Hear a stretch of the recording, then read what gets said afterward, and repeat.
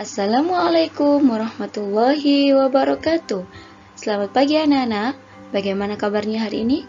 Alhamdulillah, luar biasa. Allahu Akbar. Hari ini kita masih memasuki tema 1 subtema 2 tentang pertumbuhan dan perkembangan manusia. Sebelum kita memulai pelajaran, marilah kita berdoa terlebih dahulu. Berdoa mulai.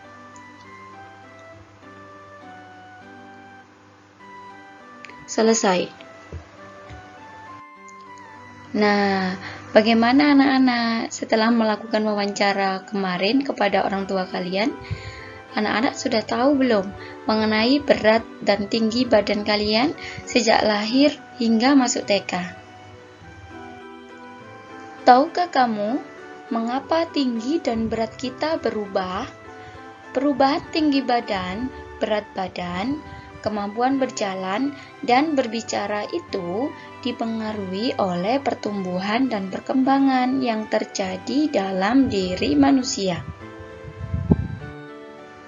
Pertumbuhan manusia dipengaruhi oleh faktor makanan, kebiasaan, dan gen dari orang tua. Makanan yang sehat dan bergizi itu mencakup makanan pokok, lauk pauk, sayur-sayuran, buah-buahan, dan susu. Makanan pokok biasanya mengandung banyak karbohidrat, contohnya nasi, roti, kentang, jagung, gandum, dan ubi. Lauk pauk biasanya banyak mengandung protein. Protein terbagi menjadi dua, yaitu hewani dan nabati. Protein nabati adalah protein yang berasal dari tumbuhan, contohnya tahu, tempe, dan lain-lain.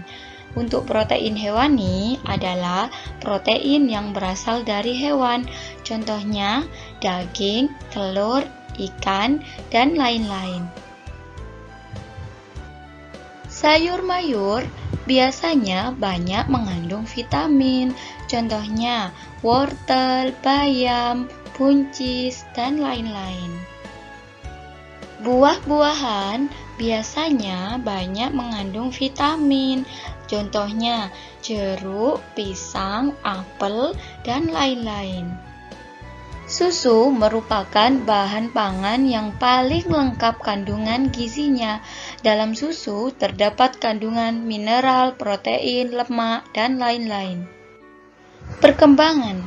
Perkembangan adalah perubahan kecakapan, kematangan fisik, emosi, dan pikiran menuju dewasa.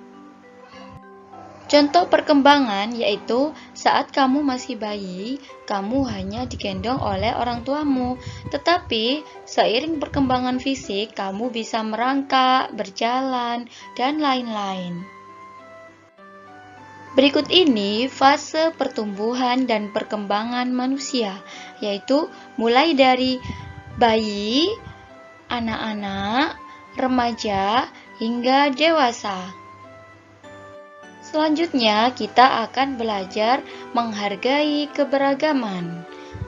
Yuk kita saksikan video berikut ini. Assalamualaikum, di video kali ini kita akan belajar menghargai keberagaman. Menghargai keberagaman adalah salah satu contoh pengamalan sila kedua Pancasila. Nah, keberagaman merupakan karunia Tuhan yang harus kita syukuri. Keberagaman dapat memperkuat persatuan jika disikapi dengan baik. Nah, sekarang coba anak-anak lihat gambar ini ya. Mereka sedang melaksanakan tugas piket kelas. Ada yang menyapu, ada yang mengepel, ada yang membersihkan kursi, dan sebagainya. Nah, manfaat sikap bersatu di sekolah itu antara lain membuat suasana kelas menjadi nyaman. Terjalin persaudaraan yang erat di sekolah, saling membantu jika mengalami kesulitan dan mencegah terjadinya perselisihan. Menyikapi keberagaman yang ada di sekolah. Nah, di sekolah kita itu banyak sekali keberagaman ya. Dengan adanya perbedaan atau keberagaman ini, kita dapat belajar untuk saling menghargai dan menghormati satu sama lain. Saling menghargai dan menghormati merupakan contoh pengamalan sila kedua Pancasila. Nah, di sekolahan kita itu ada banyak sekali keberagaman. Misalnya ada anak yang suka menyapu, ada anak yang suka belajar, ada anak yang suka membaca, dan sebagainya. Bagaimana cara menyikapi keberagaman? Pertama, kita harus menghargai pendapat teman kita. Yang kedua, menghormati perbedaan yang ada. Dan kita juga harus berteman dengan siapapun meski memiliki perbedaan. Bagaimana cara kita menghargai perbedaan dengan hidup rukun dan kerjasama? Nah, hidup rukun dan kerjasama dapat kita terapkan dalam kehidupan sehari-hari, misalnya di sekolah. Nah, seperti kita lihat pada gambar tersebut, itu adalah diskusi kelompok. Di situ, kita harus kerjasama antara teman. Manfaatnya hidup rukun di sekolah itu apa sih? Nah, memiliki banyak teman itu yang pertama. Yang kedua, mempererat persahabatan. Dan yang ketiga, tercipta suasana yang nyaman.